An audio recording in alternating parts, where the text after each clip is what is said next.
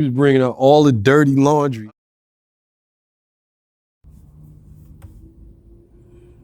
What's going on? Check it out. It's your man online, Bill Money, tapping in with a quick video. Just wanted to give a quick update on the Amir Locke investigation. I dropped a story about that a few days ago when the story broke. It was a young man who was gunned down as he lay asleep on a sofa in his cousin's apartment when a no-knock warrant was served. Amir Locke was not the subject of the warrant or the investigation, and he was killed, gunned down within 9 seconds of police entering the apartment.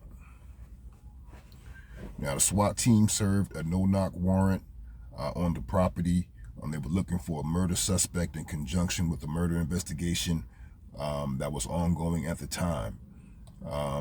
It was St. Paul police and Minnesota police. I believe the investigation centered or emanated from the St. Paul Police Department, and they sought assistance from MPD, the Minnesota Police Department. When the MPD got involved, they asked that a no-knock warrant be employed or be added to the knock warrant that was already in place. Now, the police did not bust down the door. They actually entered with a key. So they entered quietly. As they entered the apartment, they fan out. One of the officers encounters Amir Locke asleep on the couch, and he kicks the back of the couch, startling Amir. Amir wakes up. Amir is a registered gun owner. He grabs his firearm. His hand's on the barrel. It's not pointed at police. And Officer Henneman guns Amir down. I'm not sure how many shots. So here we are in the aftermath of the incident, and we come to find out that the man or young man who was being sought was Amir's cousin, who was suspected in a murder that took place several weeks ago. He has since been apprehended. I believe he had, he actually absconded out of town and was apprehended without incident. I do believe he tried to run, but was unsuccessful. So here we are, over aggressive policing. The laundry list goes on, but we have another death of another innocent black man in Minnesota. And, I'm not knocking anybody that's taken to the streets. Take to the streets, do what you do. But we got to look at our politics. I just dropped another video entitled Why Joe Must Go. I've dropped several videos over the past few years about the Democratic Party, their neglect of their most loyal constituency, black people, black Americans, and I'm just going to keep it right there. Black Americans, from the soil, who are constantly being ignored by the party they choose to support to the tune of 90+% every election. It's our politics. We have to start somewhere. And we have to show these people that we are willing to turn them out of office and put them in the unemployment line. There's no other way around it. We have to go, we have to deal with the Republicans. We can deal with the Republicans. We've been dealing with them. We've been dealing with everybody. We've been dealing with this, for too long. We should have it down to a science. And we got to get out our feelings. We have to be able to work whoever's in power. When Barack Obama got in office, black people stopped asking. We didn't ask for anything.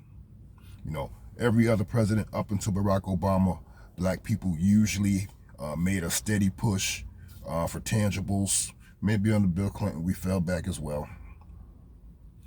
But you know what I'm saying. We always shouting down Republicans, but we don't vote for Republicans 90%. We don't even talk to Republicans. So why would they feel obligated to offer anything significant specifically for us? But we do vote 90+% for Democrats. but they move for every other group: Asian Americans, Pacific Islanders, Alaskan Natives, American Natives, LGBTQ. Everybody gets policy, everybody gets legislation, everybody gets executive actions taken on their behalf, except for the Democrats' most loyal constituency. You know, I've been preaching this to my family over the past several years. You know, many of them, some of them gave lip service, entertaining, you know, going against the Democrats. But I think when the time comes and they get into that voting booth, you know, that chip kicks in and they just do what they've been programmed to do. You know, we have to resist the programming. We have to turn away from the bombardment of the propaganda that is constantly coming from the media, from these outlets, from CNN, from MSNBC. Do not watch them. You know, period, point blank. You have to unplug. They're going to give you one message, and they're not going to give you any room to work things out on your own if you're constantly plugged in. Pull away. You know, read the newspaper if you want to know what's going on. But stay away from the propaganda. You know, take time to read a little more. You know, get Audible. Check out a good audio book. You know, I'm listening right now to Back at the Hiring Line by Roy Beck, when he basically chronicles the weaponization of immigration policy against Black Americans since post-Civil War times. I've got a video on my channel here, The Elephant in the Room. You know, how immigration has been used to offset Black progress.